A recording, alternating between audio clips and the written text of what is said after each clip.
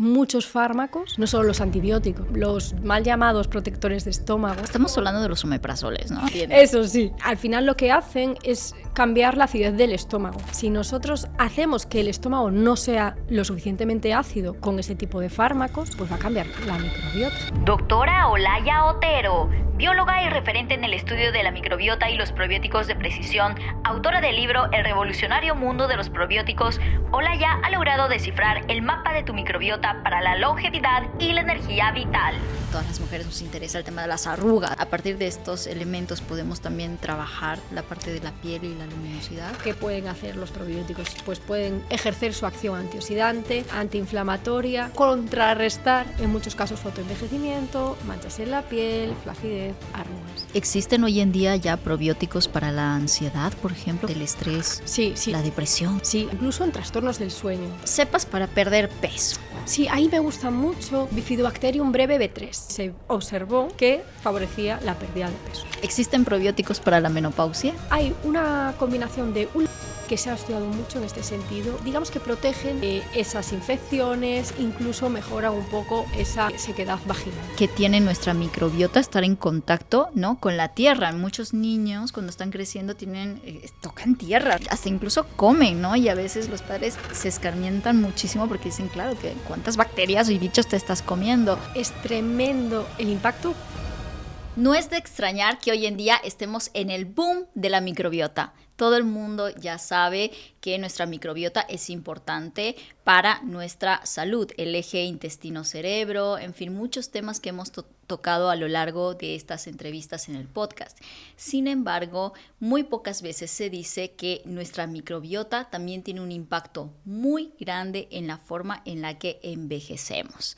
Así que para el día de hoy he traído a una experta bióloga en microbiota y también en el uso de probióticos para que nos comparta acerca de esta maravillosa ciencia y podamos descubrir más cosas acerca de este fascinante mundo de la microbiota.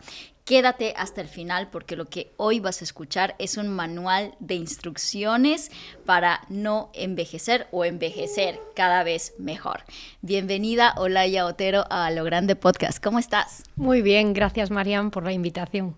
Muchísimas gracias a ti por haber aceptado venir al podcast y compartirnos todo tu conocimiento sobre el mundo de la microbiota y los probióticos. Es la primera vez que vamos a hablar de esto en el podcast, así que creo que va a ser un tema fascinante para todos. Vamos a comprender también conceptos o palabras que parecen como difíciles de mencionar o de pronunciar, pero lo vamos a poner fácil para la audiencia. Vamos a intentar siempre ir acompañando con términos y nombres dentro de esta entrevista para que la gente pues pueda apuntar, ¿no? Y se pueda llevar cositas que al final lo que queremos es que sea lo más práctico posible para todos.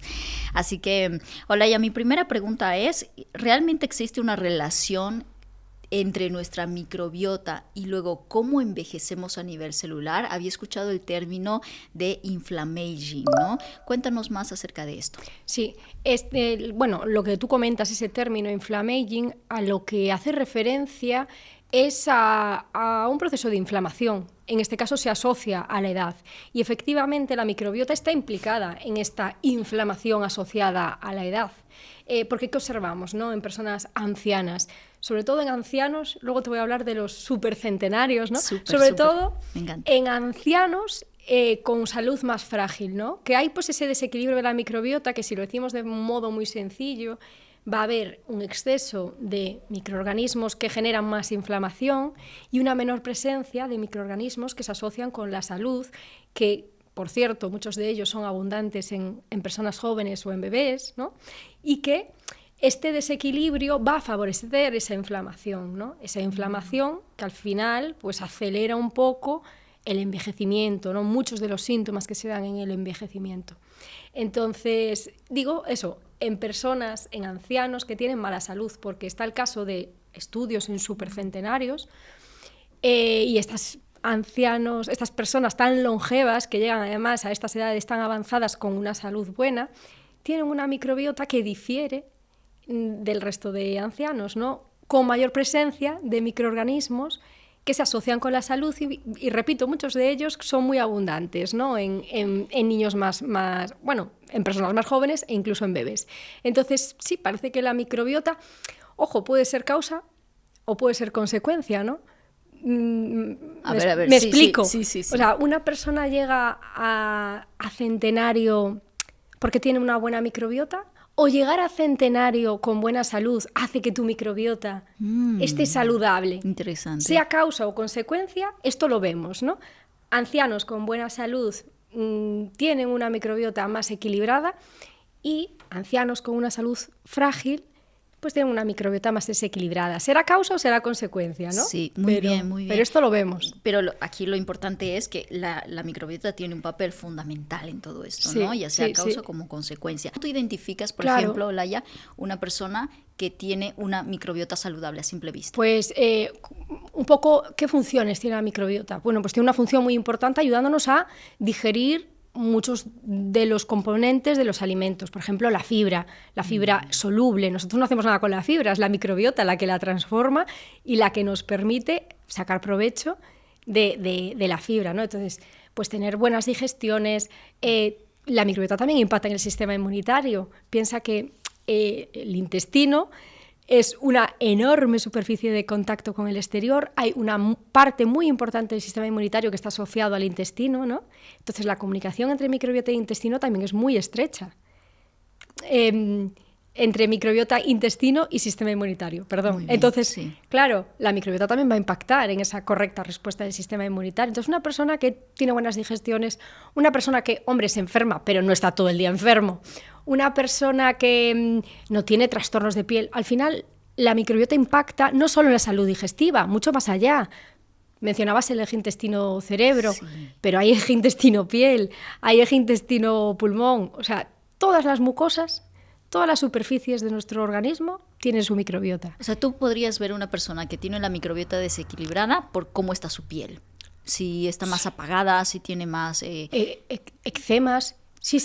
Hay estudios muy bonitos en niños donde se modula la microbiota de la mamá embarazada durante la gestación. Y las mamás que reciben una cepa concreta, bueno, hay varios estudios con diferentes probióticos, ¿no? Pero las mamás que reciben el probiótico, esos hijos tienen un menor riesgo de atopias, de eczemas. ¿Qué probiótico es ese? Pues mira, pues son varias cepas, se han estudiado. Ya digo, hay varios trabajos que tienen el mismo planteamiento. Se le da el probiótico a la mamá durante la gestación. Ojo, mamás, esos bebés tenían un alto riesgo de tener eczemas porque uno de los dos progenitores ya tenía atopia. Entonces, bueno, al final tiene un componente genético muy importante, Claro, ¿no? Entonces, claro. esos niños tenían ya riesgo. Muy bien. A un grupo de mamás le dan un probiótico y a otro grupo le dan un placebo. Hay varios estudios similares. Hay varias cepas de Rhamnosus. Rhamnosus GG, Rhamnosus HN001, son diferentes cepas. Estos son nombre y apellido de los bichillos. Muy bien. Y pasados años, luego observan esos bebés de mamá con probiótico, mamá con placebo, que desarrollaron eczemas, qué riesgo tienen de eczemas. Y en el grupo probiótico, efectivamente, había un menor riesgo de eczemas, desarrollaban menos eczemas, menos atopias. O sea, todos estos trastornos tienen que ver con el sistema inmunitario. Una microbiota equilibrada va a hacer que el sistema inmunitario de estos niños esté mejor entrenado. Entonces, todas estas, y como digo atopias, como digo eczemas, dermatitis, también en asma, en alergias, esto también se ha observado, ¿no? Que tener una microbiota equilibrada, especialmente en la infancia, que es cuando se da ese entrenamiento, esa maduración, a la par que madura la microbiota también se entrena el sistema inmunitario. Pues es clave para en la edad adulta no desarrollar este tipo de trastornos de salud que están muy asociados con la respuesta del sistema inmunitario. Se han hecho estudios y muchos fármacos, no solo los antibióticos, podemos entender, un antibiótico ataca una bacteria, podemos entender que como los antibióticos afectan a las bacterias, puedan alterar la microbiota, pero no solo, o sea, otros muchos, bueno, los inhibidores de los mal llamados protectores de estómago afectan muchísimo a la microbiota. Espera. Aquí esta es una pregunta esto es un bloque muy importante, o sea, ¿qué es lo que afecta más a nuestra microbiota, al equilibrio de nuestra microbiota saludable en cuanto a cosas que consumimos, ¿no? habíamos hablado ahora mismo de, por ejemplo, que cuando estás en un tratamiento de antibióticos, hoy en día se sabe que destruye tu microbiota de alguna manera, ¿no? Sí, le afecta. Sí, le Pensamos afecta. que eso, o sea, al menos yo pensaba que eso era una de las cosas peores que afectaban a la microbiota. Sí, pero hay otros fármacos, los mal llamados protectores de estómago, porque no digamos que proteger. Al final lo que hacen es cambiar la acidez del estómago, ¿no? El estómago tiene que ser ácido. Debe ser ácido para poder hacer la correcta digestión y, sobre todo, piensa que tenemos muchas bacterias en la boca, muchas. Luego, en el estómago, pues nos topamos con un ambiente que debería ser hostil, de una gran acidez, y esto ya sirve como una barrera, ¿no? Debería servir como una barrera. Y en el intestino, en la primera parte del intestino, que es el intestino delgado, debería haber menos abundancia, densidad de microorganismos. Y luego ya en el intestino grueso, que es la última parte del intestino, ya eso es la Amazonía. Ahí es diversidad y hay pues mucha abundancia y diversidad de microorganismos. Okay. ¿Qué ocurre si nosotros cambiamos esto? Pues va a cambiar la microbiota. Si nosotros hacemos que el estómago no sea lo suficientemente ácido con ese tipo de fármacos, que, ojo, pueden ser necesarios y estar perfectamente prescriptos en algunos casos concretos, pero hay mucho abuso de los inhibidores de la bomba de protones, no de este tipo de fármacos. ¿Qué ocurre? Pues que cambiamos la acidez del estómago, lo hacemos menos ácido. Y entonces pues perdemos esa función. Estamos hablando de los omeprazoles, ¿no? Sí. Para que la gente lo entienda. Eso sí. Claro, pues tú cambias la acidez del estómago. Y entonces tú estás permitiendo que esos microorganismos que tenemos en la boca, que la microbiota de la boca es una microbiota abundante. Imagínate que además de ser aún por encima de tú tomar esos omeprazoles, como decimos, tú tienes periodontitis, enfermedad periodontal. Uh-huh. Bacterias que no son muy buenas en la boca. Vale, pues tú ya no tienes suficiente ácido en el estómago, eso no es una barrera, va a pasar al intestino. A esa primera parte del intestino que no está tan poblada, que no debería estar tan poblada. ¿Y qué nos encontramos? Con un sobrecrecimiento de microorganismos en el intestino delgado, el famoso SIBO, que se habla tanto. Exacto. Claro, entonces, este tipo de fármacos, o sea, los antibióticos por supuesto, pero los inhibidores de la bomba de protones, estos protectores gástricos, son, unos de los fármacos que más impactan en la microbiota. Imagínate que hoy en día, durante mucho tiempo, no sé si ahora mismo está cambiando esto en la medicina convencional, pero hay gente que vive con estos protectores estomacales, vive con omeprazoles durante años y todos los días, ¿no? Están tratados para que consuman todos los días de su vida, o sea, ¿cómo puede afectar eso a largo plazo? Bueno, pues tenemos lo que se observa en los estudios es que las personas que consumen de forma crónica este tipo de fármacos tienen un mayor riesgo de tener sobrecrecimiento de microorganismos en el intestino delgado.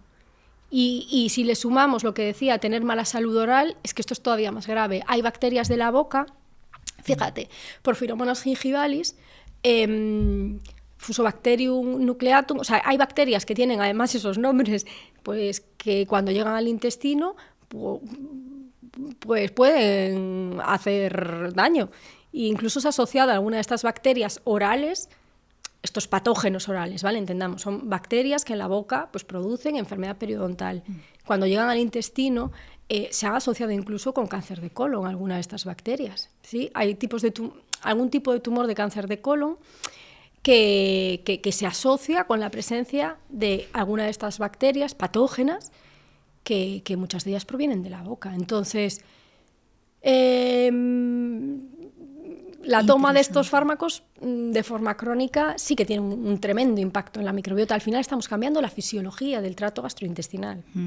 Aquí ya estamos tocando diferentes palos. O sea, aquí ya me estás hablando acerca de la salud bucal. O sea, la salud bucal es puede ser un indicador también de envejecimiento importante en nuestra vida, o sea... Bueno, o sea, fíjate que ocurre que la boca además está muy vascularizada, ¿no? Y tú, si tienes esa enfermedad periodontal que afecta a las encías, ¿no? Sí, claro, esa enfermedad periodontal es, podemos decirlo de forma muy simple, es una enfermedad de inflamación de las encías. Sí.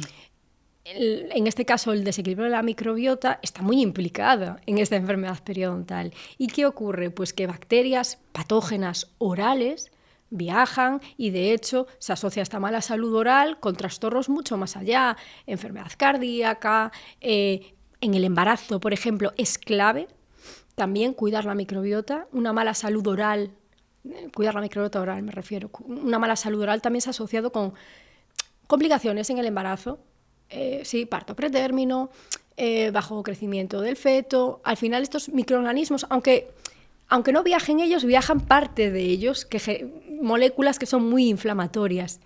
Entonces, e incluso demencia, también esa mala salud oral, esas bacterias patógenas orales, algunas de ellas se han llegado a encontrar en el cerebro de personas con Alzheimer, con alguna enfermedad tipo de esta de demencia. Bueno, al final el organismo está comunicado, ¿no? Y las encías están muy vascularizadas, entonces esos organismos patógenos pueden llegar más allá. Sí, sí. Wow, yo sé que tú no eres dentista, ¿no? Pero No. O sea, ¿qué se hace en esos casos? Por ejemplo, si una persona se identifica, pues tiene este problema periodontal, sensibilidad, le sangra las encías, se inflaman. ¿El mal aliento también tendrá que ver con esto? Bueno, el mal aliento puede venir de más abajo, de una disbiosis. Bueno, el mal aliento, sí, puede tener su origen en la microbiota. De hecho, hay microorganismos que producen esos compuestos volátiles, que son los que dan el olor. Bueno, hay diferentes que dan ese olor, bueno, desagradable. Muchos vienen por un desequilibrio de la microbiota oral e incluso pueden venir de más abajo, de un desequilibrio de la microbiota gastrointestinal. O sea, como del trato intestinal, ¿no? Más que de la boca. Pero efectivamente es un desequilibrio en la microbiota, porque conocemos los microorganismos que pueden llegar a producir estos compuestos volátiles que se asocian con el mal aliento. Y hay estudios con probióticos en mal aliento, por supuesto, que se ve que disminuyen al dar el probiótico se disminuyen estos microorganismos que son los responsables de la producción de estos compuestos malolientes. ¿Sí? Interesante. Le voy a pedir ahora a toda la gente que nos esté escuchando que se quede, porque aquí vamos a hablar más allá de los probióticos muy conocidos para el estreñimiento, ¿no? Que pues la mayoría conoce los probióticos o consume los probióticos para este fin. Pero hablaremos para todo esto, para la salud bucal, para incluso, ¿no? La ansiedad, para la cistitis, en fin, muchísimas otras cosas interesantísimas, así que no te pierdas este episodio, quédate hasta el final. Mi siguiente pregunta tiene que ver con ¿es verdad que existe una microbiota de la felicidad? Es decir, hay personas que por más que mediten sean las personas más zen, si tienen una microbiota sucia, bueno, sucia, no sé si llamar el término sucio, pero desequilibrado, como tú lo mencionas, puede que nunca puedan encontrar ese estado de felicidad si tienen la microbiota en ese estado. A ver, es cierto que en la felicidad influyen muchos factores, ¿no? O sea, es como muy difícil de evaluar. Pero lo que tenemos auténticamente claro, está demostrado que existe esa comunicación entre microbiota, intestino y cerebro, pero muy claro, ¿no? La microbiota intestinal, si está desequilibrada, ¿no? Si hay pues ese exceso de microorganismos, por ejemplo, que producen moléculas inflamatorias, ¿no? La inflamación no se queda ahí, esas moléculas inflamatorias no se quedan ahí, ¿no? Entonces, tenemos hay diferentes, digamos, vías por las que tanto esas moléculas proinflamatorias pueden llegar al cerebro y afectar al funcionamiento, ¿no? Afectando al nervio vago, que es como si fuera una autopista, ¿no? Nos permite, el nervio vago comunica, pues eso, dicho de una forma muy sencilla, el intestino y el cerebro. Sí.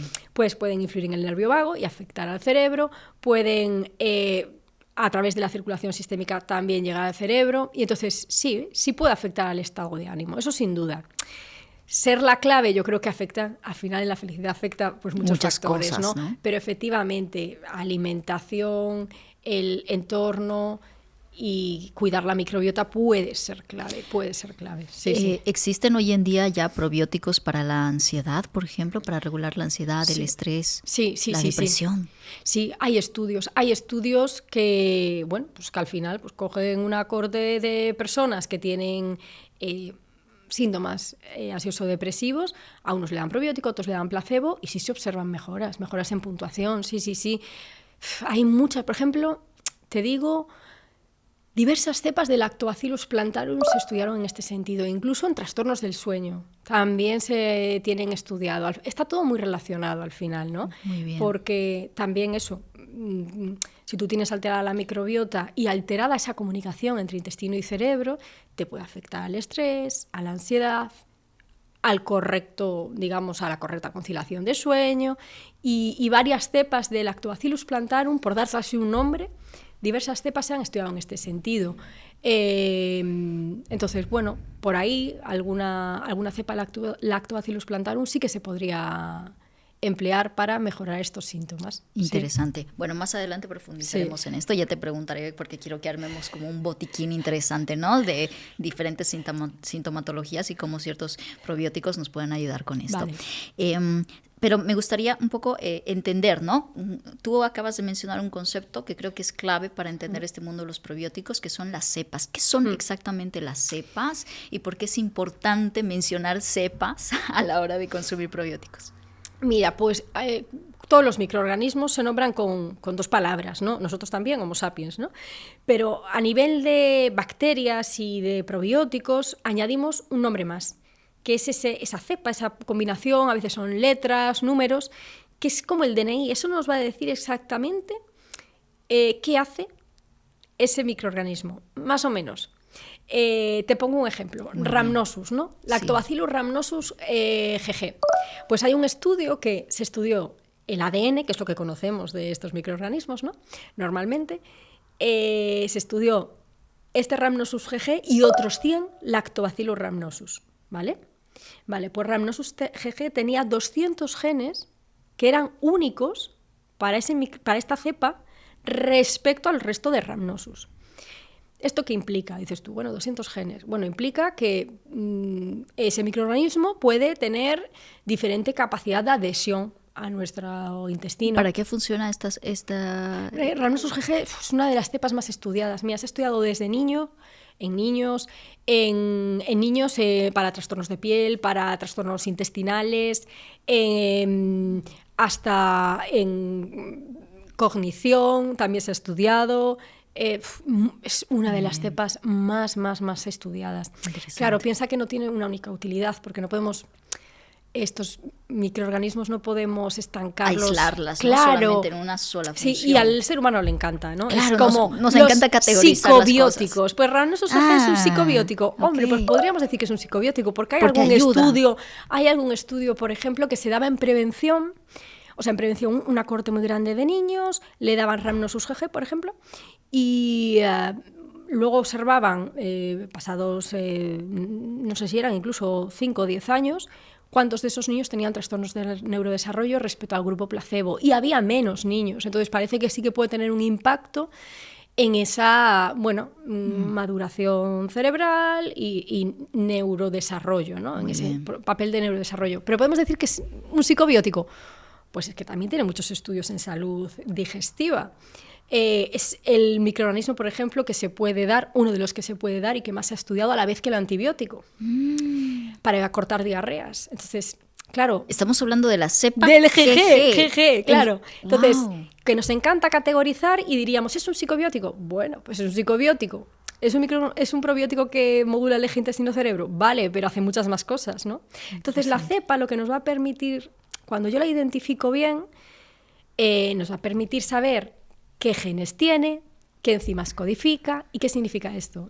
Podemos saber qué sustancias produce, qué capacidad tiene de adhesión a nuestro intestino, podemos saber más o menos si va a modular más el sistema inmunitario o menos por esta capacidad, por ejemplo, de comunicarse, ¿no? O que tiene estructuras en su superficie, ¿no? Que nos indican que, oye, se va a comunicar mejor con el sistema inmunitario. Claro, si a mí me dices Lactobacillus rhamnosus a secas, es cierto que todos los Rhamnosus pueden tener ciertas características comunes, pero cuando vamos a la cepa, entonces ya sabes qué microorganismo tienes delante. Te pongo un ejemplo que me gusta siempre mucho, Sí. y es los perros.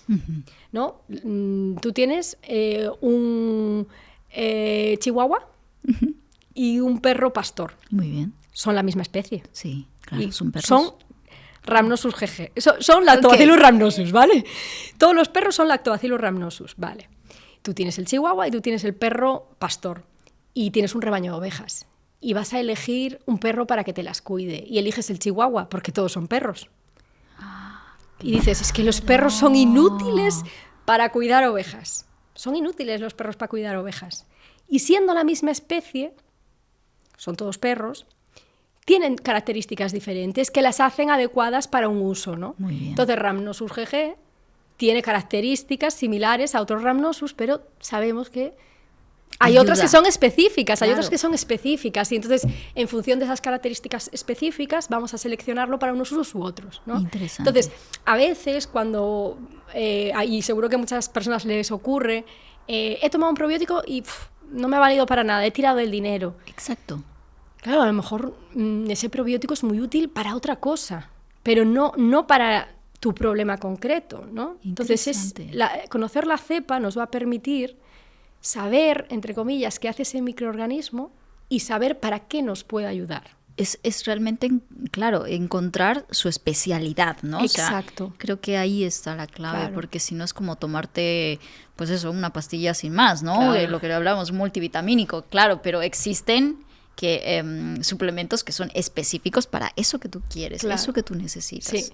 Y a mí, sobre todo, lo que me permite saber la cepa cuando busco un probiótico, alguien me manda, mira esta cajita, ¿qué es? A mí me permite ir a las bases de datos científicas, buscar ese nombre y apellidos de ese microorganismo y ver todos los estudios que tiene. Interesante. Porque si no, pues Rhamnosus a mí no me dice nada, ¿no? Claro. Entonces, me parece clave. Muy bien. Ya digo, como tip, si en la caja de tu probiótico solo pone Lactobacillus acidophilus, Lactobacillus rhamnosus, Bifidobacterium longum y no añade esa combinación de letras o números, a mí ya no me gusta, porque yo no sé para qué vale. Siempre digo, Claro. no sé para qué vale ese probiótico, cuando son así, cuando no especifica. Muy bien, creo que es un súper buen tip. Hablaremos también más adelante acerca de estos tips precisos porque tenemos que aprender cómo elegir hoy en día en el mercado. Creo que es un marketing increíble que tú puedes ahí, o sea, 20,000 tipos de especies de bacterias y tal, y cepas y tal, pero es que no sabemos elegir realmente el correcto. Entonces creo que esta clave que nos acabas de compartir es importante. Ahora bien, hablemos de los errores a la hora de consumir probióticos, prebióticos. Uno de estos creo que es lo que tú mencionas, ¿no? No saber elegir el correcto, no saber elegir la cepa exacta para lo que tú necesitas. ¿Qué otros errores más has visto comúnmente cuando las personas empiezan a consumir probióticos por sí solos, ¿no? O sea, este es uno. Y luego, yo también digo, porque a tu vecino le haya funcionado, te tiene que funcionar a ti. Claro, tú puedes estar estreñido, tu vecino también, tener un estreñimiento, y digamos que pues ser distintos, tener un origen distinto y a lo mejor requerir un enfoque diferente. Entonces, el tomarte un probiótico porque le ha funcionado muy bien a tu vecino, eso no tiene sentido. También, además de, por supuesto, que especifique la cepa para saber qué hace el probiótico, yo creo que a día de hoy esto ya se hace mejor, pero quería también un poco romper con la idea de que cuanto más cepas, mejor. Ay, bueno, esa es buenísima, Claro. ¿eh? Y aclaro esto. Ok. Es cierto que hemos hablado que uno de los parámetros de salud de la microbiota era la diversidad. La diversidad. ¿No? Uh-huh. Por supuesto. Una microbiota intestinal, sobre todo. La microbiota intestinal diversa es una microbiota intestinal a priori saludable, ¿no? ¿Y esto quiere decir que cuando tomo un probiótico, mejor que tenga 20 microorganismos distintos o 30 que uno? Pues no. O sea, lo que nos dice la ciencia es que más que el número de cepas concretas, lo que hace verdaderamente útil a un probiótico es que tenga estudios, evidencia a esa cepa. En ese, era un metaanálisis, era un estudio de estudios, lo que se veía es que a veces hay probióticos que son tremendamente útiles y solo tienen un microorganismo distinto. Muchas en enorme cantidad, ¿no? Pero es ese microorganismo concreto, ¿no? y puede ser útil. Y luego hay combinaciones que también han demostrado utilidad. Pueden ser 7, pueden ser 8 microorganismos distintos en mucha cantidad, pero digamos que distintos solo esa cantidad. No requerimos añadir esos productos multicepa que parece que se llevaban mucho antes, hace 10 años. Si alguien lleva consumiendo probióticos muchos años, seguro que hace 10 años eran como muy frecuentes, ¿no? Probióticos con 20, 30 incluso cepas, los hay con más, ¿no? ¿Eso es útil? Es que para mí, si no tiene estudios, es como, bueno, para aumentar la diversidad de tu microbiota, yo me enfocaría en nutrir bien a tu microbiota. Muy bien. Cuando estamos dando un probiótico, para mí es más una intervención terapéutica, en el sentido de este probiótico tiene estudios en esto, sé que produce estas moléculas, lo voy a dar para lograr este resultado. Para aumentar la microbiota, para aumentar la diversidad, para hacer la microbiota más diversa, yo ahí optaría por alimentarme de forma más diversa, aportar a la microbiota diversidad de sustancias prebióticas, ¿no? Por ejemplo. Más con ese enfoque. Entonces, yo creo que esto ya está superado, ¿eh? Porque ahora las marcas de probióticos sí tienden a ser mucho más específicas. Muy bien, muy bien. Entonces, un indicador clave también es cómo me siento a mí, ¿no? Yo escucho mucha gente decir que, uy, no, es que con probióticos o me tomé esto, no sé qué, pero me hace más daño, me inflama, me hincha, entonces a lo mejor no es el correcto para ti, ¿no? Y es mejor cortar. Porque... Sí, bueno, es que esto ocurre mucho, porque, bueno, al final son microorganismos vivos. Y... Por ejemplo, sobre todo esto ocurre cuando hay mucha disbiosis, ¿no? En un caso, por ejemplo, de SIBO, ¿no? Si tú tienes exceso de microorganismos, si aportas un probiótico que tiene gran capacidad de fermentación, esto dentro de una microbiota equilibrada está muy bien, porque al final, bueno, pues favorece que el resto de la microbiota tenga más nutrientes, por decirlo de algún modo. Pero si tú aportas este probiótico con gran capacidad de fermentación y tenés sobrecrecimientos, como más leña al fuego, ¿no? ¿Cómo yo puedo identificar que es una inflamación por un probiótico o viene de un SIBO? Es que realmente en muchos casos el probiótico sienta mal ya en personas que tienen este tipo de desequilibrio, ¿sabes? Porque es como más delicado, obviamente tu microbiota pues está muy desequilibrada, tú aportas un microorganismo. Y ahí, pues, bueno, en estos casos yo que suelo recomendar, cesas, si quieres, pausas, y también muchas veces es empezar con pequeñas cantidades, con dosis más bajas. Fantástico, ¿sabes? Bien. Porque estas, al final son efectos secundarios, suelen ser efectos secundarios leves, hay en muy pocos casos donde pueda ser peligroso tomar un probiótico. En personas que tienen un síndrome que se llama síndrome de intestino corto, bueno, pues al final pues es un trastorno muy concreto. Ahí sí que puede haber algún problemilla, o personas muy inmunodeprimidas, también puede, pues por precaución, la persona que recomienda un probiótico, por ejemplo, un médico puede decirte, mira, si está tan inmunodeprimido, mejor no le des un probiótico. Porque tiene las defensas muy bajas. Claro, o si tienes una vía central también, ahí yo sobre todo diría precaución. Porque por muy amigo que sea un microorganismo probiótico, porque todos los microorganismos que se emplean como probióticos son bacterias, su mayoría, y alguna levadura seguros, ¿no? Digamos, beneficiosos. ¿Qué ocurre? Que si te llegan a la sangre, no están en el sitio correcto, entonces pueden producir ahí un problema. Entonces, ahí precaución. Ya digo, son muy pocos casos donde pueda dar un problema grave. Vale. Generalmente, ¿qué suele ser? Pues tener más gases, ciertas alteraciones intestinales que suelen cesar a la pausa del probiótico, y en estos casos yo suelo recomendar empezar poquito a poco.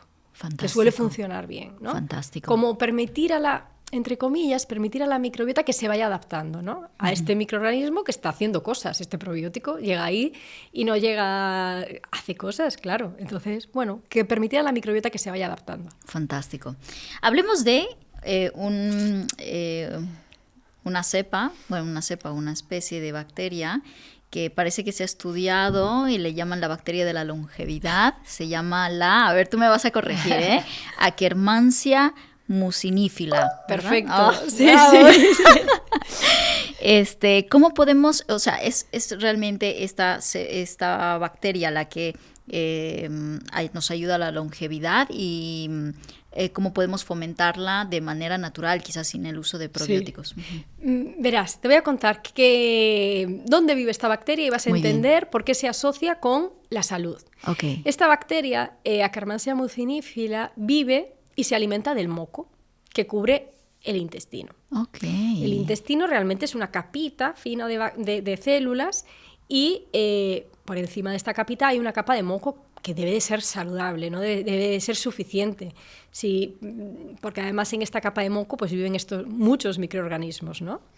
Entonces, si tú tienes esa capa saludable, pues puede vivir Akkermansia mucinifila, que vive y se alimenta únicamente del moco de nuestro intestino. Es decir, que una persona que tiene permeabilidad intestinal carece de esta bacteria. Muy probablemente. O sea, cuando tú ves los test de disbiosis en una persona que tiene pues, un desequilibrio de la microbiota importante, con su permeabilidad, con su exceso de bacterias que no son buenas, esa inflamación, pues Akkermansia suele estar bajita, pero es que es casi normal. A veces nos obsesionamos mucho en subirla, y de hecho hay incluso probióticos, ¿no?, que la contienen, pero realmente a mí me sirve como alerta, ¿no?, de que el ecosistema, si lo vemos como un bosque, ¿no?, el ecosistema no está bien para que ella crezca. Entonces, si hay suficiente capa de moco, ella se alimenta del moco, y además también favorece que se produzca suficiente moco. No es la única bacteria, ¿no?, que favorece esta producción de moco. Pero sí, para mí es como, bueno, es un buen marcador de esa salud intestinal, ¿no? Porque como tiene esta alimentación tan concreta, si la capa de moco está dañada, no la producimos de forma correcta, pues obviamente Akkermansia no puede vivir. Y Akkermansia, por cierto, que se ha estudiado mucho en salud metabólica, en obesidad, sí, también mucho. O sea que esto, esta Akkermansia ayuda también con temas de sobrepeso. Sí.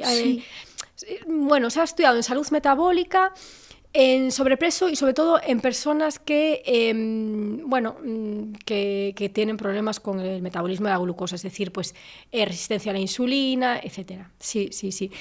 Y diré más, porque claro, ¿cuál es el problema de Akkermansia?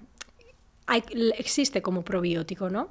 En Estados Unidos se da, la puedes encontrar viva, es decir, como probiótico. Efectivamente, los probióticos tienen que estar vivos. Claro. Esa es la definición. Microorganismos vivos. Sí, que confieren un beneficio, ¿no? Ya te digo, en Estados Unidos hay probióticos con Akkermansia viva. En Europa no está permitido. Solo está permitido inactivado. Este microorganismo inactivado. Pero realmente estos estudios en salud metabólica observan resultados muy similares con el microorganismo vivo e inactivado. ¿Por qué? Porque no depende tanto de la actividad metabólica, de lo que hace esta Akkermansia, sino de una molécula que tiene en su superficie, que es la que va a favorecer esa buena salud de la barrera intestinal, al final reducir esa inflamación de bajo grado que está detrás, por ejemplo, de una mala respuesta a la glucosa, ¿no? Muy bien. Entonces es un microorganismo curioso. Hay mucha obsesión por darlo, yo lo entiendo, porque al final pues hay tantos estudios que hablan de sus beneficios, ¿no? O la asocian con esta longevidad o la asocian con esta salud metabólica. Entiendo ese interés por darla como probiótico, pero yo haría más esa reflexión, ¿no? Que si una persona tiene un intestino sano, una suficiente capa de moco, va a lograr que su población de Akkermansia crezca. ¿Y cómo lo podemos hacer de manera natural? O sea, pues mira, hay algún estudio con alguna fruta, como por ejemplo la granada. Fíjate que la granada y otras muchas frutas, tiene lo que se llama compuestos fenólicos. Okay, los polifenoles, los compuestos fenólicos son antioxidantes, por supuesto. Los arándanos, ¿no? También. El resveratrol de la uva. Hay muchos compuestos que contienen, los compuestos fenólicos que tienen muchas frutas, que de hecho le dan ese color, tienen acción antioxidante. Vale, pues en concreto el extracto el zumo de granada, que contiene polifenoles concretos, se ha visto que aumenta la población de Akkermansia. Entonces, en general yo diría una alimentación variada y aportar alimentos de origen vegetal y además variados, ¿no? Que contengan pues diferentes colores, porque si aportamos diferentes colores vamos a aportar diferentes compuestos fenólicos, que tienen además esta acción antioxidante, en muchos casos una acción prebiótica, porque cuando la diferencia entre probiótico y prebiótico, podemos ir ahí. Exacto, por favor, entremos a eso. Claro, probióticos son microorganismos vivos que en cantidades adecuadas confieren un beneficio. Tienen que estar vivos y son microorganismos. Y luego están los prebióticos, con E. Y estos son compuestos de los alimentos que favorecen el crecimiento de especies beneficiosas. Sería como el alimento de los probióticos. Exacto. Si lo decimos de una forma sencilla, es como el alimento de los probióticos. Muy bien. Y es la fibra soluble, porque generalmente la fibra soluble es fermentable y entonces la microbiota la transforma y gracias a esta transformación produce ácidos grasos de cadena corta como el butirato. El butirato es muy famoso, es uno de los posbióticos, que luego sí que hablamos de los posbióticos más famosos. Entonces, a ver, ya has metido el concepto de posbióticos. Prebióticos ya sabemos que son son como los obreros, ¿no? Los que van a hacer... Sí, el prebiótico, tú lo has dicho, es como el alimento. Bueno, o sea, el probiótico es el trabajador, es el obrero. El bichillo, sí. Exacto, el bichillo. El prebiótico es el alimento. ¿Y el posbiótico qué vendría a ser? Pues mira, la definición de posbiótico pueden ser varias cosas. Pueden ser los metabolitos, es decir, esas sustancias beneficiosas que produce la microbiota, por ejemplo, o un probiótico, gracias a la fermentación de la fibra, por ejemplo, se produce el butirato. Entonces, podríamos decir, tú ya me corriges, que el posbiótico vendría a ser como el resultado final, el trabajo del obrero, ¿no? Sí, es como... pero luego también hay... dentro de la definición de posbiótico a veces están fragmentos de los microorganismos. Es decir, esa quermansia que no está viva, pero que sigue teniendo al final, una función beneficiosa, eso se puede incluir dentro de los posbióticos. Interesante. A mí me gusta más hacer esta diferencia. Esto no es muy... Quiero decir, el consenso científico los mete como en el mismo cajón. Pero a mí me gusta como diferenciar posbiótico, efectivamente el resultado de lo que hace esa microbiota, ¿no? Muy bien. Y llamarle parabiótico o probiótico fantasma, que me gusta mucho también, a esos microorganismos inactivados que tienen una acción beneficiosa. Pues una Akkermansia inactivada, que sabemos que tiene muchas funciones, y hay estudios que dicen que a la par, que incluso viva, bueno, pues yo esa Akkermansia inactivada, pues la englobaría en esos probióticos fantasma o parabióticos. Yo hago mucho esa diferenciación. Muy bien, muy bien. Ahora sí, entendiendo bien esto. ¿Por qué hemos traído el tema de los posbióticos y qué relación tienen con el butirato, que lo estabas comentando, que es súper poderoso? Claro, el butirato, acetato, propionato, hay ácidos grasos de cadena corta que produce nuestra microbiota gracias a la fermentación, por ejemplo, de la fibra, que son importantísimos para la salud intestinal. Bueno, el butirato, la mayor parte del butirato sobre todo se usa como fuente de energía para nuestras células intestinales, para que se renueven, al final para que funcionen correctamente. Es fundamental también el butirato para mantener bien unidas esas células del intestino. Hablamos de la hiperpermeabilidad, ¿no? Claro. Bueno, muy importante el butirato para corregir esa permeabilidad intestinal. Pero es que además los ácidos grasos de cadena corta van más allá. Se ha visto que, claro, pasan a circulación sistémica, pueden llegar a hígado, donde digamos que sirven como de llave para que ciertos genes se expresen o no se expresen, llegan al cerebro. El acetato, por ejemplo, se ha visto que tiene una función incluso como anorexigénica, es decir, de favorecer la saciedad.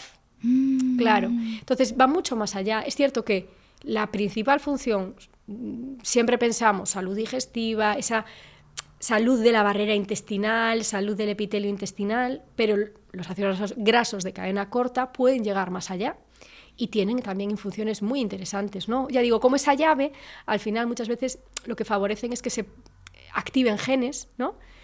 Que luego pues, pueden tener incluso esa función a nivel del cerebro de favorecer la saciedad. Y también está relacionado con el tema de la piel, pregunto, no sé si esto tiene alguna relación, por ejemplo, ¿no? Un tema que todas las mujeres nos interesa, el tema de las arrugas, ¿no? O sea, a partir de estos elementos podemos también trabajar la parte de la piel y la luminosidad. O sea, realmente es que cuando pensamos en la microbiota intestinal, los efectos de la microbiota intestinal, de todas esas moléculas que se producen a nivel de la microbiota intestinal, no se quedan ahí, por eso van más allá. Y en ese eje microbiota, intestino, piel, son clave todas estas moléculas. Por supuesto que sí. Sí. Entonces, sí, por eso la microbiota intestinal es la más estudiada, es sin duda la reina de las reinas, pero es que no solo es importante para esta salud digestiva, es importante al final controlando todos esos ejes e influyendo desde la piel, el cerebro y bueno, al final en todos los ejes, ¿no? en los que puede... Sí. Bueno, volvamos al butirato porque me parece interesante. ¿Hay alguna fuente de este elemento que lo podamos encontrar en cosas naturales, por ejemplo? A ver, butirato tiene, por ejemplo, mucha cantidad de butirato en la mantequilla clarificada. El ghee, ¿no? Exacto. Pero ¿sabes por qué lo tiene? Porque eso tenía microorganismos, me refiero. Es también producto del metabolismo microbiano. Claro. Y luego, ¿cómo podemos favorecer que nuestra microbiota produzca su propio butirato? Aportando carbohidratos complejos, es decir, fibra fermentable, el almidón resistente, famoso almidón resistente, ¿no? Que encontramos en los tubérculos, por ejemplo, en la patata enfriada, ¿no? Patata enfriada, sí. Sí. O sea, a ver. A ver, ¿el concepto de almidón resistente te suena? ¿No? Sí. Claro, sí. El almidón es una molécula que nosotros tenemos las enzimas, las herramientas para cortarlo, ¿no? Nosotros disponemos de esas herramientas. Es una molécula muy larga que al final son como si fueran muchos azúcares, ¿no?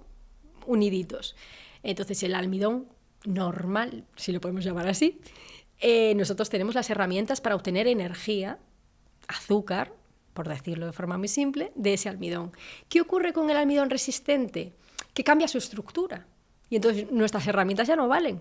Y en vez de nutrirnos a nosotros, por decirlo de algún modo, pasan al intestino y ahí sí nuestra microbiota es capaz de, con sus propias herramientas, obtener energía y en este caso, por ejemplo, producir ácidos grasos de cadena corta. ¡Qué maravilla! Claro, por eso digo patata enfriada, porque la proporción de almidón resistente que tiene un alimento, patata, arroz, ¿no? Boniato. Muy bien.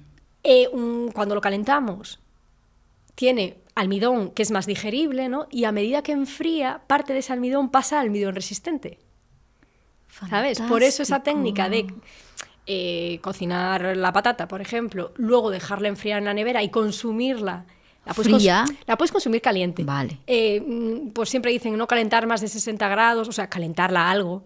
Okay. No va a hacer que el almidón que se ha vuelto resistente vuelva a ser almidón fácilmente digerible, ¿no? Pero sí aumenta mucho la proporción de almidón resistente pues de la patata cuando se hace esta técnica, ¿no? De la cocinas, la enfrías y luego cuando la consumes la puedes calentar, no hay que comerla siempre fría, ¿no? Qué maravilla. Pero sí aumenta la proporción de almidón resistente, entonces lo que hacemos es que la patata de repente no nos va a nutrir tanto a nosotros, sino a nuestra microbiota. Qué interesante, es fantástico, un pequeño tip, pero bueno, buenísimo, buenísimo, me encanta.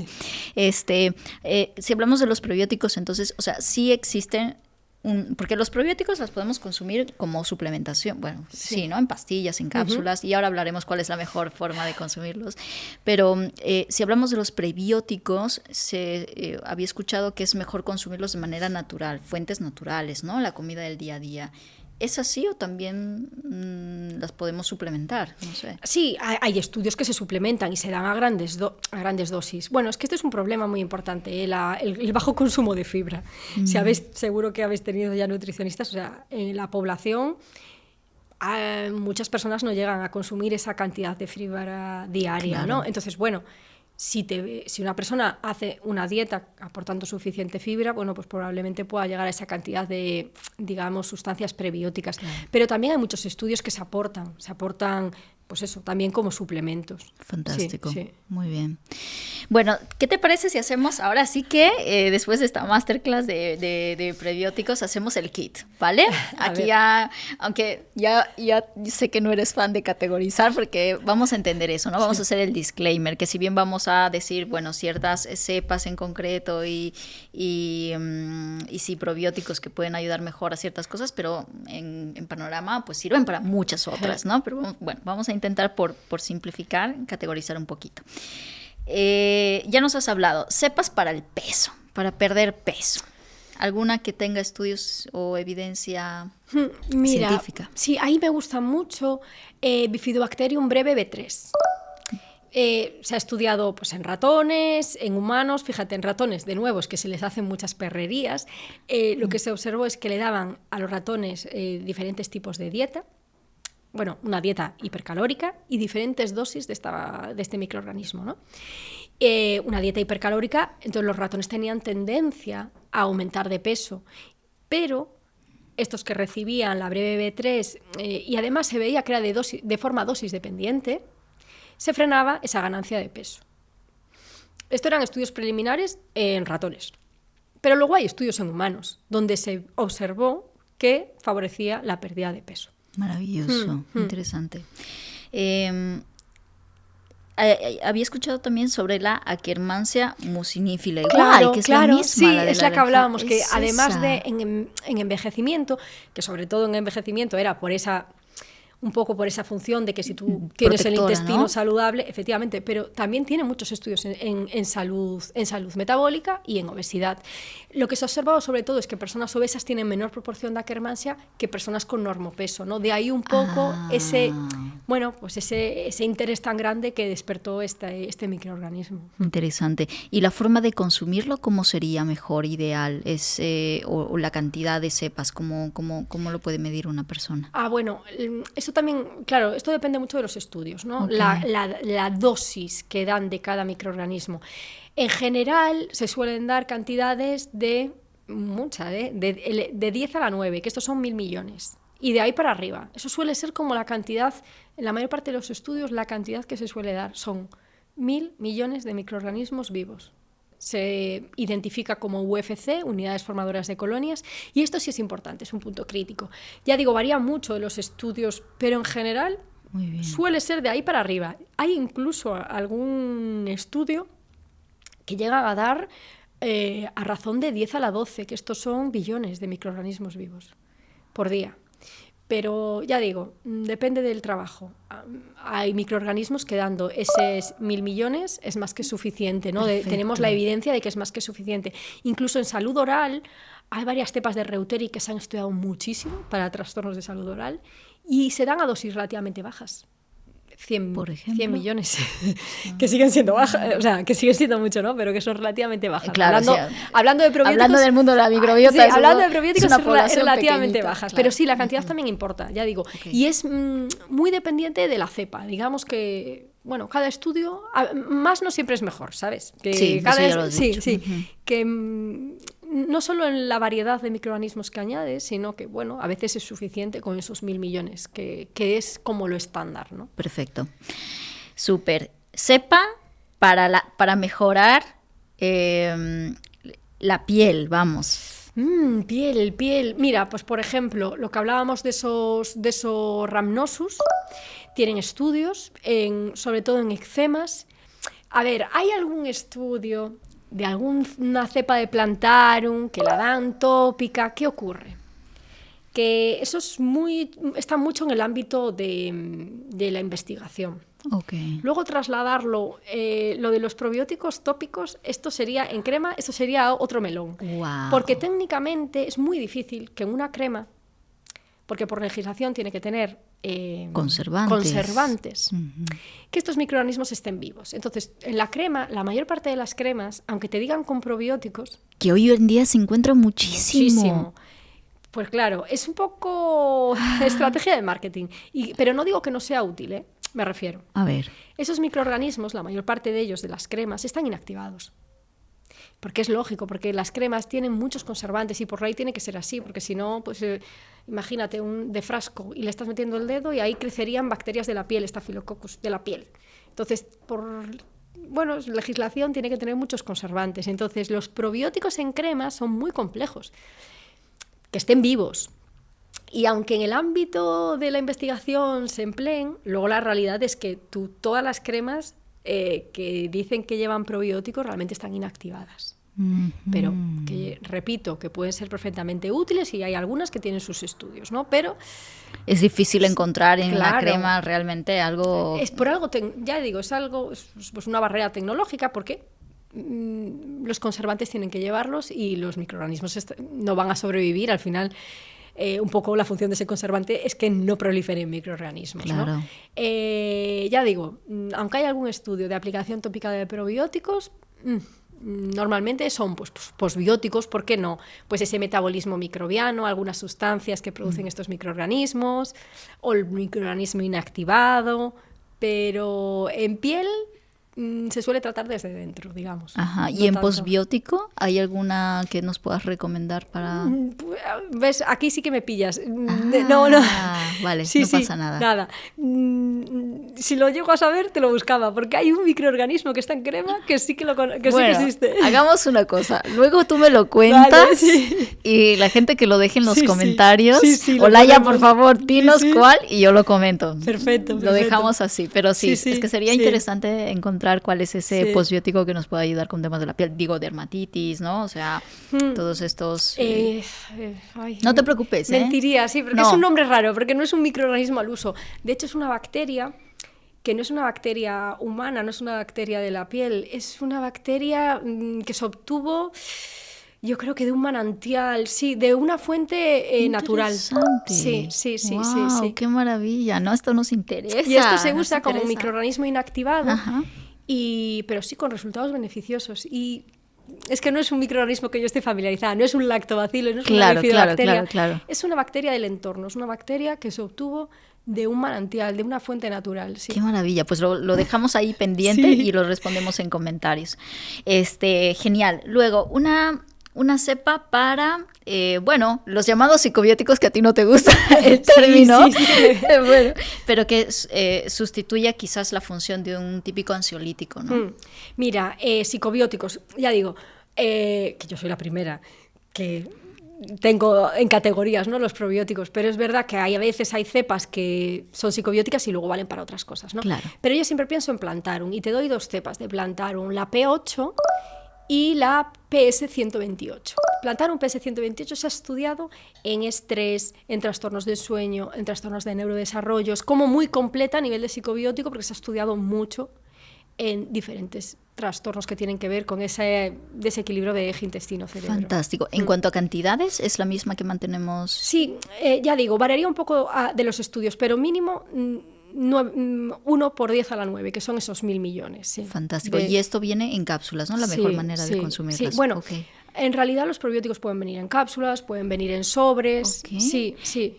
Había escuchado justo eso, ¿no? Que hay que tener cuidado porque muchas de estos microorganismos, cuando se los consumen en cápsulas, por ejemplo, no llegan hasta tu tracto digestivo. O sea, que se mueren en el camino. ¿Es un mito o es verdad? A ver, hay cierta tecnología que nos ayuda a eso. Primero, las bacterias tienen cierta resistencia. De hecho, cuando tú tienes una bacteria que quieres emplear como probiótico, imagínate, pues has aislado una bacteria de un alimento fermentado que parece interesante, que produce, digamos que la caracterizas, ¿no? ¿Qué hace, qué no hace, qué produce, qué no produce? Una de las pruebas que se hace es una gastroresistencia, ¿vale? Bueno, compruebas cómo de gastroresistente es, ¿no? También compruebas cómo se puede adherir, si se adhieren mejor o peor a células intestinales. Todo esto se estudia en los laboratorios, ¿vale? Pero además, tú cuando tomas un probiótico y ves el polvillo, eso no es la bacteria ahí seca y ya está. Suele estar microencapsulada. De hecho, muchas personas a veces, pues, entiendo que es un fastidio, que ves los ingredientes y tienen, pues, maltodestrina, fécula de no sé qué. Bueno, tienen más cosas que el microorganismo en sí.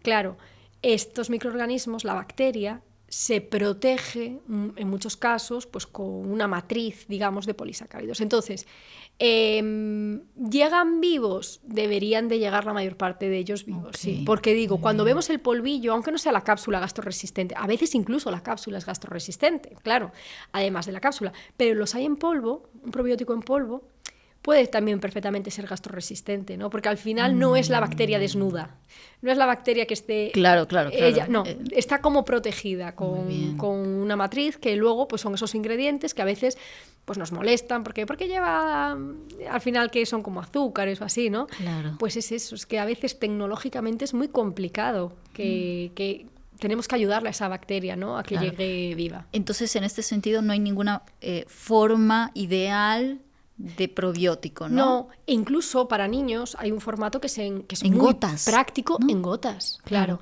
¿Qué ocurre en estos formatos en gotas? Yo aquí sí que le diría a alguien que consuma probióticos en gotas que nos fijemos que la vida útil suele ser corta. Y si esto no es así, uy, qué raro, me refiero. Muy bien. Porque lo sueles reconstituir en tu casa, ¿no?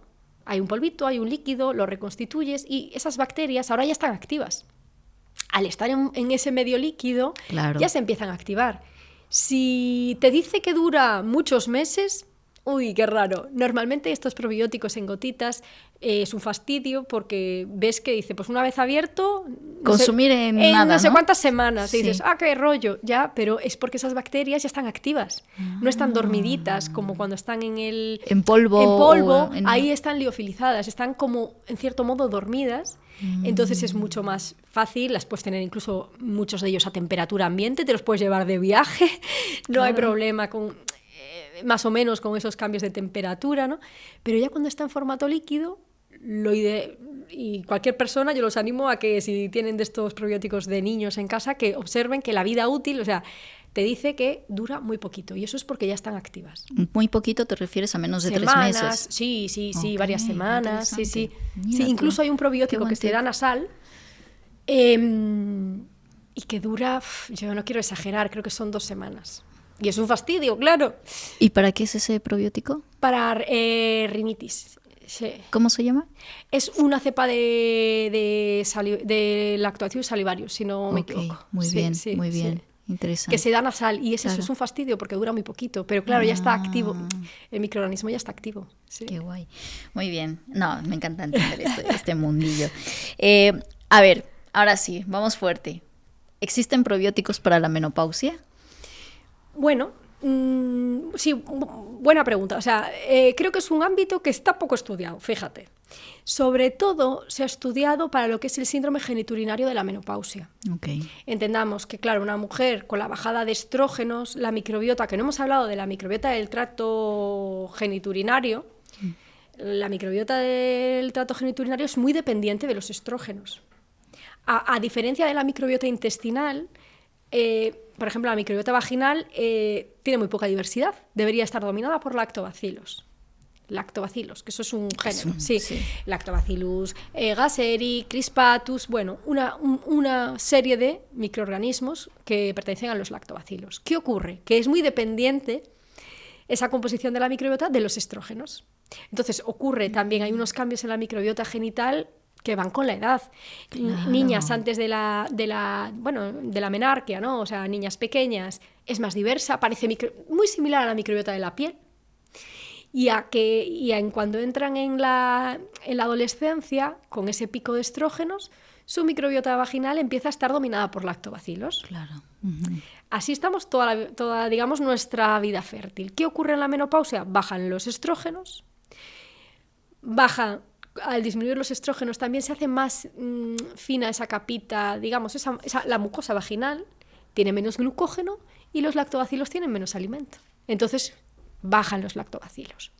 Entonces, en menopausia hay estudios, por lo menos en ese síndrome geniturinario. Al menos en ese síndrome geniturinario sí hay estudios, porque claro, al final, ese síndrome geniturinario sí que depende mucho de la bajada de los lactobacilos, ¿no? Claro. Que es decir, pues una mujer cuando entra en menopausia tiene más riesgo de tener infecciones geniturinarias, Sí. más cistitis, sequedad. más sequedad. Sí, claro, Ok. y esto depende mucho de bajada de estrógenos, bajada del glucógeno vaginal y bajada de lactobacilos. Entonces aquí sí hay ciertas combinaciones. ¿Cómo cuáles? Mira, hay una combinación de un Lactobacillus rhamnosus y un Lactobacillus reuteri que se ha estudiado mucho en este sentido y favorecen pues digamos que protegen de esas infecciones, incluso mejoran un poco esa sequedad vaginal.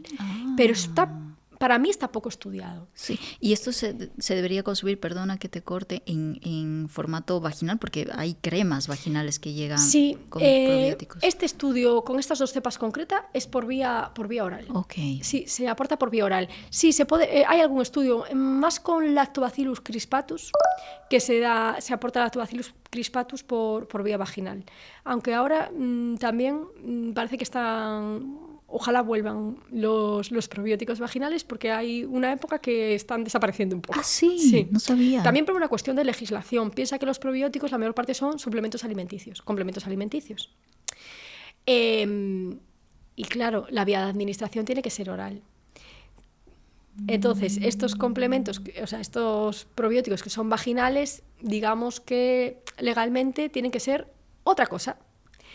Dispositivos médicos, otra cosa. Entonces hay muchas empresas que los comercializaban como suplementos, como complementos alimenticios, que han tenido que hacer este cambio y parece que se está retrasando de nuevo la comercialización cuando yo, que trabajo con profesionales, que formo a profesionales, y me decían, es que eran súper útiles esos probióticos vaginales. O sea, sí los recomiendas, los probióticos vaginales. Algunos de ellos son muy, muy, muy útiles. Lo que pasa es que ha habido este cambio en la legislación, entonces los laboratorios tienen que, bueno, al final ubicarlos como otro, bueno, pues como suplementos ya no pueden, porque tienen que ser por vía oral. Interesante, estamos hablando de la legislación europea, ¿no? Sí, pero para las personas que nos escuchan en otras partes del mundo, pues a lo mejor sí les conviene buscar y ver. Y de todos modos, los laboratorios ya han hecho este cambio, muchos de ellos, y ya están empezando a volver a comercializar algunos de estos probióticos por vía vaginal, pero es una lástima porque hubo un par de años atrás que como que estaban muy desaparecidos. Interesante, mira. Súper. Entonces, investigaciones sobre probióticos y, por ejemplo, la relación con los sofocos no existe todavía, ¿no? Sí, mira, fíjate, pero son cepas, hay una cepa, sé que son cepas, fíjate dónde se ha estudiado esto, se ha estudiado bastante en Asia. ¿Ah, sí? En Corea hay algún probiótico coreano, una cepa de Lactobacillus gasseri, que el estudio es coreano, que sí mejoraba estos síntomas más relacionados con el sofoco, con trastornos, pues bueno, alteraciones del sueño, porque es verdad que estas mujeres en menopausia parece que descansan peor. Pero es una lástima, ya digo, en Asia aún hay un par de estudios que enfocan el uso de probióticos más a estos síntomas que tienen que ver con los sofocos, pero todavía no hay tanta evidencia, y son difíciles de conseguir en América y en Europa estos, claro. Porque son eso, como probióticos de Corea. Ya digo, o sea, lo que aquí estás escuchando en esta entrevista, o sea, yo creo que a los hospitales, a las clínicas y demás todavía va a llegar en unos 10 años esta información, porque realmente gente como tú, ¿no? Profesionales como tú, es que los está investigando in situ, o sea, a medida que van apareciendo, pues los vas compartiendo. Sí, yo siempre animo a la gente que se animen a traer los probióticos estos de Corea, porque es que concretamente en Corea por lo menos sí se ha estudiado el uso de probióticos con este enfoque en la menopausia, ¿no? En Europa no, nos limitamos a lo que es más, entre comillas, sencillo, que es modular esa microbiota vaginal, urogenital y mejorar el síndrome geniturinario. Mira, una cosa aquí, todos aquí cuando hablamos de cosmética natural y demás, dice, es que los productos coreanos, bueno, además de las cremas, tráete los probióticos. Por favor, sí. Que parece que ahí están punteros en estas cosas, increíble. Sí, concretamente en menopausia, sí. Wow, interesantísimo. Bueno, unas cepas para la inflamación, ¿cuál dirías para ti que es el santo grial? Bueno, no sé si llamarle santo grial, ¿vale? Pero bueno, como ejemplo, para las personas que tenemos al final del día esa barriga como un globo. Hinchazón, hinchazón, exacto, inflamación estomacal. Vale, pues mira, esto es complejo porque dependerá un poco de cuál es la causa. Pero, por ejemplo, hay alguna cepa de Reuteri, hay alguna cepa de Plantarum. La cepa de Plantarum esta es muy compleja porque tiene un montonazo de números y letras, que sí que ha demostrado, por ejemplo, reducir la producción de metano o de las metanógenas, que en muchos casos, ya digo, es que la hinchazón puede ser por SIBO, puede ser por sobrecrecimiento de bacterias que producen hidrógeno, de bacterias que producen metano, puede ser por el picoteo durante el día o que comemos muy rápido. O sea, puede tener muchas causas, ¿no? Uh-huh. Pero, por ejemplo, para reducir la producción de metano hay alguna cepa de Lactobacillus reuteri y alguna de Plantarum que tienen nombres muy complejos, que si no también lo ponemos en... ya te Sí, lo mando, súper. que sí que ha demostrado utilidad en este sentido, pero aquí es como muy cajón desastre. Me vas a permitir un poco esto. O sea, cuando hablamos de hinchazón, pues puede ser por causas muy diversas. Entonces, determinar la causa nos ayuda mucho a, bueno, pues escoger al final el estudio que ha visto pues que esta cepa probiótica es útil en esta causa, ¿no? Porque sí, yo creo que se engloban muchos problemas distintos en esa, pues eso, termino el día como muy hinchada, ¿no? Con mucha hinchazón. Muy bien, muy bien. ¿Qué es alguna cepa interesante que sea para la inmunidad? Tú hablabas hace un momento, Sí. ¿no? Que está muy relacionado esto. ¿Qué cepa en concreto se ha visto que tiene mayor impacto en Mira, ello? aquí, fíjate, te voy a hablar de un género, ¿no? O sea, dentro de género, especie, en general los Lacticacibacillus, que esto significa, pues, Lactobacillus rhamnosus, Lactobacillus casei y Lactobacillus paracasei son muy inmunomoduladores, y también las bifidobacterias, ¿no? Entonces depende, por ejemplo, en ancianos que sabemos, por ejemplo, que van a tener pocas bifidobacterias, ¿no? En este sentido, ya es algo fisiológico, lo que decíamos, los bebés tienen muchas, los adultos tenemos menos y los ancianos ya deben de tener muy poquitas. Pues a lo mejor en una persona mayor aportar bifidobacterias, que sabemos que son inmunomoduladoras, pues es una buena estrategia, ¿no? Para mejorar ese sistema inmunitario en mayores. ¿Bifidobacterias en concreto? En ¿Alguna general, cepa? por ejemplo, te voy a decir una que me Sí. gusta mucho en ancianos, Muy bien. que es Bifidobacterium longum BB536. Esta se encuentra sola, Ok. no en muchísimos productos, pero hay algún producto que la tiene sola y a cantidad suficiente, porque en este caso sí que la mayor parte de los estudios la dan a razón de 10 a la 10, que es una cantidad un poquito elevada. Entonces, Bifidobacterium longum BB536 en ancianos para mí es uno de los microorganismos clave. Fíjate, dado a la vez que la vacunación, claro, los ancianos al tener un sistema inmunitario un poco más frágil a veces no responden tan bien a la vacuna, no producen tantos anticuerpos frente a una vacuna, pues mejoraba la producción de anticuerpos, reducía al final la gripe, ¿no? La incidencia de gripe en estos ancianos, modulaba el tránsito intestinal, el estreñimiento, que también puede ser un síntoma muy habitual en personas mayores, ¿no? Esa dismotilidad, bueno, pues al final estreñimiento, ¿no? Sí. Entonces es uno de los microorganismos clave por su papel inmunomodulador, pero también en salud intestinal también puede ser muy interesante. Qué maravilla. Y hablando de esto, ¿no? Cuando se nos bajan las defensas o algo se desequilibra en nuestro sistema, por ejemplo, tras el consumo de unos antibióticos, que hoy en día se ha visto más uso de probióticos después de estos tratamientos, ¿qué cepa has visto como que tiene mayor impacto para volver a repoblar, a ayudarnos a repoblar esto? Yo, en el caso de los antibióticos, diría... que además así lo dicen los estudios, es muy importante acompañar el probiótico el antibiótico, de un probiótico. Muy bien. Y no vale cualquiera, porque claro, un antibiótico es antibacteriano.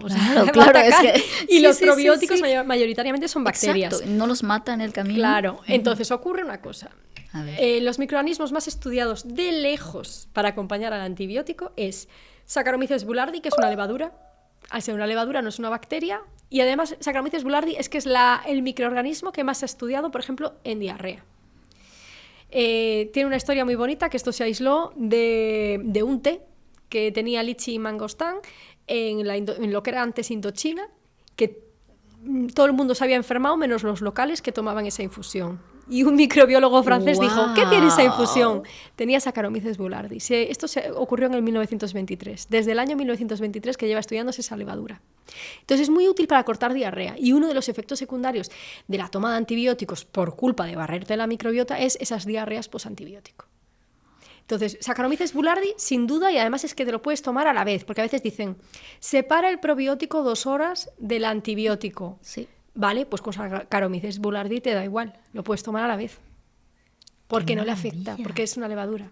Es muy útil. Es un microorganismo muy sencillo, muy resistente, porque a veces me lo tomo antes de comer, después de comer. Saccharomyces boulardii es que resiste, es muy resistente. Interesante. Sí. Pregunta importante, ¿cuánto tiempo realmente un probiótico empieza a producir sus efectos o nosotros los podemos ver visiblemente? ¿Después de cuánto tiempo debe empezar a tomar? Vale, pues esto también varía mucho. Por ejemplo, en esa diarrea aguda, ¿no? y tú aportas Saccharomyces boulardii, es cierto que los resultados son muy rápidos. Claro, por ejemplo, en niños que tienen gastroenteritis vírica, ¿no? Se dan probióticos, se ha dado Rhamnosus GG con muy buenos resultados. Ya hemos hablado bastante de Rhamnosus GG hoy. Sí. Y Saccharomyces boulardii, y en ambos casos son resultados relativamente rápidos que acortan, por ejemplo, la duración de la diarrea en 2-3 días, ¿sabes? Sí, muy rápidos. Claro. Al final es una diarrea aguda. Luego hay, bueno, pues digamos que usos que requieren un mayor tiempo. Si tú quieres modular la microbiota de la piel y lo hacemos con un probiótico oral, bueno, pues eso requiere, fíjate, los estudios siempre están en torno a 2-4 meses, sí. Ya tenemos que hablar de meses casi, ¿no? Sin embargo, pues para una infección por rotavirus, pues es algo muy rápido. Interesante. ¿Alguna sintomatología que yo no te haya preguntado, pero tú has dicho, es que existe un probiótico para esto y hay muchísima evidencia, por favor? Fíjate, pues en salud oral no hemos hablado de probióticos. Muy bien. En la boca, yo soy muy fan últimamente de Streptococcus salivarius. Okay. Salivarius ya nos dice, pues habrá aislado de la boca. Pues sí, efectivamente, es un microorganismo que está aislado de la boca. Hay varias cepas de Salivarius que tienen estudios, pero la K12 es muy útil, está bastante estudiada en halitosis, en enfermedad periodontal, bueno, en muchos trastornos que tienen que ver con la boca. Y ya existen probióticos que la contienen. Es más, es que esta bacteria, que al final tenemos que pensar que modula no solo la boca, sino área orofaríngea, esta K12, este Streptococcus salivarius K12, también tiene estudios en faringoamigdalitis, ¿no? Cuando tienes amigdalitis, incluso cuando tienes esas, lo que le llamamos anginas, ¿no? Esa hipertrofia de las adenoides. También tiene estudios en ese sentido. ¡Qué maravilla! E incluso en otitis, en prevención de otitis. Porque, bueno, al final la microbiota orofaríngea también llega a influir en el oído. ¿Y cómo se consume? ¿Es cápsulas? Yo creo que este está en sobres. Bueno, eso varía un poco igual, pero igual, bueno, ¿no? Realmente, como quieres modular microbiota orofaríngea, yo creo que está todo en sobres, siempre este microorganismo. Y tiene sentido porque la tenemos que aplicar tópico, como quien diría, o sea, al final queremos modular, no queremos que llegue al intestino, llegará algo, ¿no? Pero como que no es el objetivo principal, queremos que module esa microbiota orofaringeana. Sí. Bueno, Laia, y para cerrar este bloque, un probiótico que nos sirva para las alergias. Vale, bueno, ya hemos hablado que en alergia al final están muy relacionados con el sistema inmunitario, ¿vale? Entonces, un poco por ponernos en contexto y que ya sepamos ubicarlos. Perfecto. Y fíjate, te voy a hablar de 2 cepas. Una es la Bifidobacterium longum BB536, que ya habíamos hablado que en ancianos me gustaba mucho, y sistema inmunitario, pues también tiene estudios en polinosis, en alergia al polen de cedro. Bueno, es muy concreto, que no es descartable que también valga para otro tipo de alergia a polen de otros árboles, ¿no? Pero para alergia al polen de cedro tiene estudios, esta BB536. Y luego en rinitis alérgica también algún Paracasei, Lactobacillus paracasei LP33 también tiene estudios, tanto en niños como en adultos. ¿Dónde disminuye? Pues fíjate, lo típico, esa ojos llorosos, esa moquillo, ¿no? Que se nos cae con las alergias, todos estos síntomas que son tan molestos. Se observa pues una mejora en la calidad de vida. E incluso en algún estudio lo que se observa también, que es interesante, es que estas personas que tomaban este Paracasei, esta cepa concreta de Paracasei, tenían que recurrir menos a su medicación habitual, ¿no? A esos corticoides que tenían que tomar de forma... ¡Fantástico! Sí. Entonces es un apoyo. A veces yo creo que los probióticos los tenemos que ver como eso, ¿no? Sí, no siempre. Van a sustituir, o sea, pues a lo mejor no van a sustituir cuando tenemos un problema al fármaco, pero va a complementar y nos va a ayudar a mejorar la calidad de vida en muchos casos. Fantástico, fantástico. Y qué mejor, ¿no? Que poco a poco también ir prescindiendo de medicamentos que luego nos terminen alterando más que mejorando, ¿no? Ya hemos hablado, por ejemplo, me has volado la cabeza con el tema de de los omeprazoles, es una locura, ¿no? Y ya los antibióticos ni te cuento, o sea, no vamos a satanizar porque evidentemente ayudan en ciertos casos muy concretos, o sea, sí, son necesarios en algún momento, pero vamos, o sea, que no... y creo que hemos vivido también en un sobreconsumo de antibióticos, yo te digo, en Latinoamérica muchísimo, ¿eh? Aquí todavía está un poquito más regulado, pero allá es muy fuerte y muchas resistencias a antibióticos, pero tremendos. Sí. Bueno, para ir cerrando, Olaya, ¿cómo o qué nos puedes decir sobre el kit básico del antienvejecimiento, si lo podemos llamar, 3 probióticos que nos ayuden dentro de este kit? ¿Cuál sería? Vale, entonces tenemos ese inflammaging, tenemos esos ancianos. Yo diría, vale, tener siempre muy presente las bifidobacterias, por ejemplo, en caso de estreñimiento, que también sabemos que tienen una función en salud intestinal, por supuesto. El BB536, como he hablado varias veces de esta cepa, más para apoyo del sistema inmunitario, por ejemplo, en personas mayores. Y luego en piel, que ya sé que es la panacea, que queremos... Una piel luminosa y tal. No podemos perder el foco que pueden hacer los probióticos. Pues pueden ejercer su acción antioxidante, antiinflamatoria y, en cierto modo, bueno, pues favorecer, ¿no? O contrarrestar esa oxidación excesiva. Hay alguna cepa de Plantarum, saco chuleta porque son nombres súper ilegibles. Pues fíjate, un Plantarum que se ha estudiado en este sentido, por ejemplo, demostrando utilidad en fotoenvejecimiento, que esto nos interesan, típicas manchitas, ¿no? Pues el fotoenvejecimiento. Lactobacillus plantarum HY7714. Muy bien. Y Lactobacillus plantarum LB244R. ¿Nos puedes facilitar esta chuleta para que lo pongamos dentro también en pantalla para que la gente también lo tome apunte de esto, que sé que es difícil mencionar estos nombres? Perfecto. Sí, estas cepas se han estudiado mucho. Estos Lactobacillus plantarum, también un Lactobacillus acidophilus LA1, este nombre es más fácil. Estos se han estudiado en ese sentido, ¿no? Al final contrarrestando esos efectos de, en muchos casos, fotoenvejecimiento, manchas en la piel, flacidez, arrugas. Fantástico. Y como hemos dicho, sobre todo en estos específicos de la piel, ¿no? La toma tendrá que ser a lo largo de los meses para poder ver mejoras, ¿no? 3-4 meses más o menos, aproximadamente. Es que al final, pues eso, cuando queremos hacer una intervención con probióticos, si no es algo, como diríamos, agudo, pues una infección, pues sí, hay que echarle unos meses, sí, hay que echarle un poco de paciencia. Muy bien. Bueno, te voy a hacer una pregunta ya más personal, ¿vale? Porque... ha sido interesante esta entrevista porque cuando hablamos de microbiota generalmente hablamos únicamente de alimentación saludable, equilibrada, ¿no? Pero ahora vamos, lo que hemos tocado aquí ha sido como esos acompañantes que nos va a permitir también que esto sea mucho mejor o el impacto de los resultados que quieres sea mucho más rápido. Pero aquí viene mi pregunta. En tu rutina diaria, ¿qué alimento, bueno, entre comillas, saludable, jamás entraría en la cocina de Olaya? ¿Saludable? Saludable, entre comillas, vamos a ponerle saludable, que todos el común denominador de las personas consumimos, pero que tú sabes que eso a tu microbiota no le ayuda. Qué difícil, sí. Saludable. Qué difícil. A ver, nosotros comemos, en mi casa se come muy variado. Okay. Lo que comemos es poco ultraprocesado, la verdad. Claro. Por ejemplo, intentamos que casi todo se haga en casa, hasta cosas como el fiambre, ¿no? Me da igual que ponga 99% de carne. Yo a mi peque prefiero hacérselo yo. Sí. Sí, porque siempre llevan aditivos. A veces, fíjate, igual que te decía que los edulcorantes, tienen un impacto en la microbiota, pero hay que darlos en dosis grandes. Un poco también pasa ahí con... O sea, no diría tanto con los aditivos.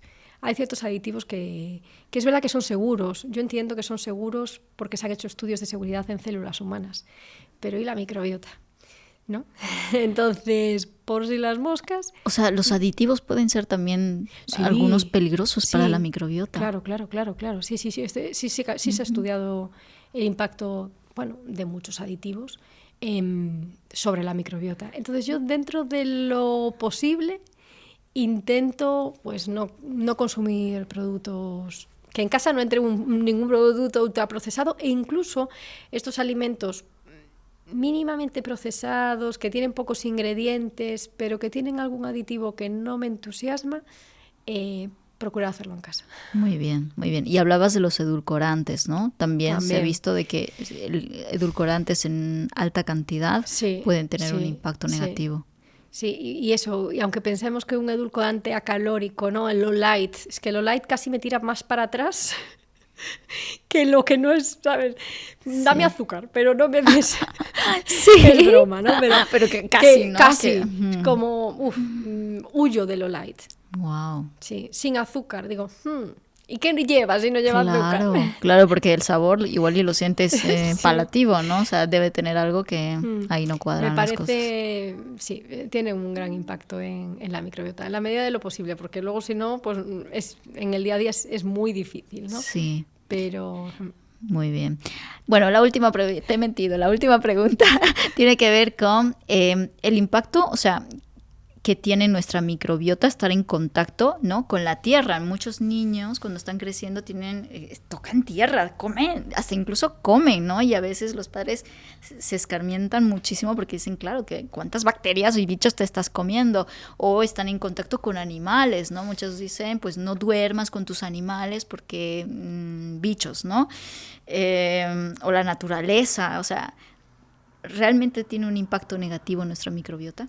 Es tremendo el impacto positivo que tiene esto. Fíjate, hay estudios muy chulos que se hicieron en niños, en jardines de infancia, poniendo dos areneros, un arenero estéril, entre comillas, y un arenero con hojarasca, con materia orgánica, como si fuera campo, ¿no? Y esos niños que jugaban en ese arenero, que tenía microbiota, que tenía microorganismos, porque también en el entorno hay muchos microorganismos, tenían una microbiota de la piel diferente y una modulación del sistema inmunitario muy positiva.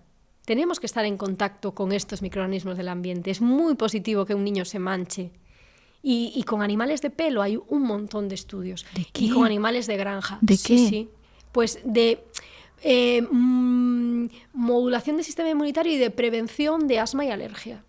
Incluso hay un trabajo muy chulo donde se observó que ya no solo que los niños estén conviviendo con mascotas, sino que la gestación de la mamá se dé cohabitando con esas mascotas de pelo, también va a favorecer que ese sistema inmunitario esté muy bien entrenado y haya una asociación con menor riesgo de alergias, asma, atopias. Sí.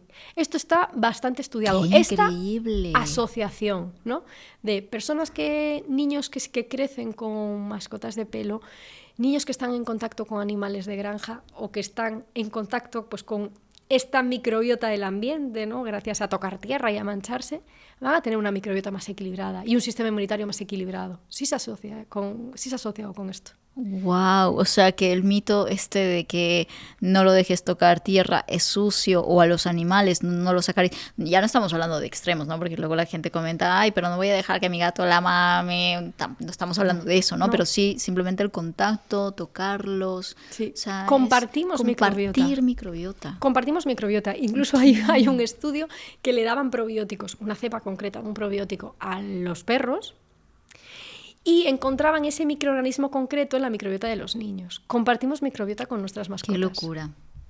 Y también las enfermamos, porque me refiero, también hay estudios muy chulos que se observa que, bueno, al final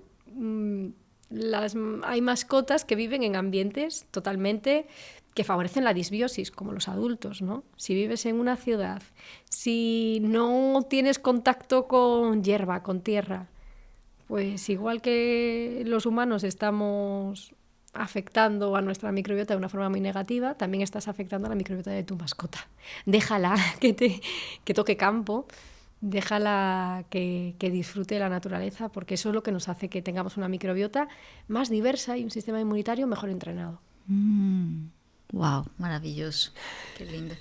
Bueno, muchísimas gracias, Olaya, he disfrutado mucho, aprendí un montón en esta entrevista contigo. Para las personas que quieran pues eso, ¿no? Conseguir los nombres exactos que hemos mencionado, aunque seguramente en pantalla ha ido apareciendo a lo largo de esta entrevista. Olaya dejará especificado, ¿no? Los nombres de todas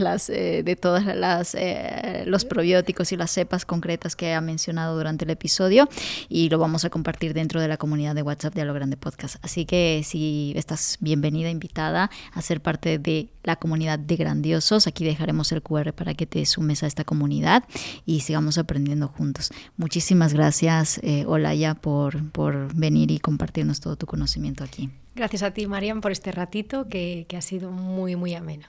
Muchas gracias. Para las personas que quieran saber más de ti, Olaya, y de tu trabajo, ¿dónde te pueden encontrar? ¿Dónde estás? Pues a través de mis redes sociales, Instagram, de Rea Olaya Otero. Por mi web también que tengo algún artículo ahí interesante y nada, sobre todo por esas dos. Hombre, vías. Y también tienes un libro, ¿no? Y mi libro, El Revolucionario Mundo de los Probióticos, sí, efectivamente. El Revolucionario Mundo de los Probióticos. Sí. Seguramente lo podrán encontrar en Amazon y en distintas plataformas. Sí. Fantástico. Muchísimas gracias, Olaya. Gracias a vosotros. Y a ti que te has quedado hasta el final, me encantará saber en comentarios cuál ha sido tu mayor aprendizaje de este episodio. Ya sabes que me encanta leerte. Todo lo que recibimos a diario en A lo Grande Podcast nos ayuda también a seguir creciendo y expandiendo y a traer más expertos en diferentes temáticas. Y con eso me despido. Ya sabes que hagas lo que hagas, siempre hazlo a lo grande. Nos vemos en una próxima. Adiós. ¿Qué tal?